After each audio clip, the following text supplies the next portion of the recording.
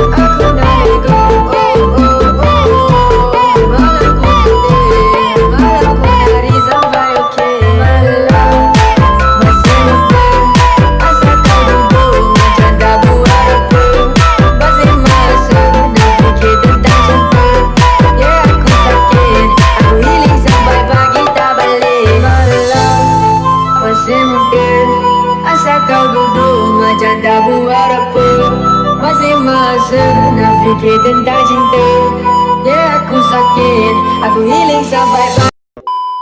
A few moments later.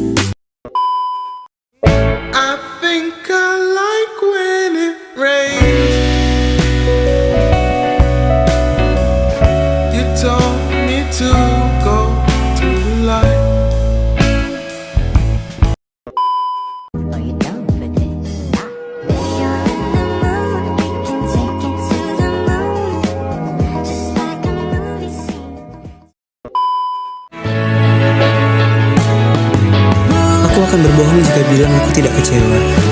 Tapi aku tidak memiliki pikiran buruk tentang hubungan cinta yang putus. Apa yang pernah kami lakukan, itu tetap yang terbaik. Terima kasih untuk sudah mau bersamaku melalui banyak hal yang kita lalui. Semua itu adalah waktu yang baik yang begitu indah untuk dikenang. Dulu kita pernah berharap kita akan selalu bisa bersama-sama.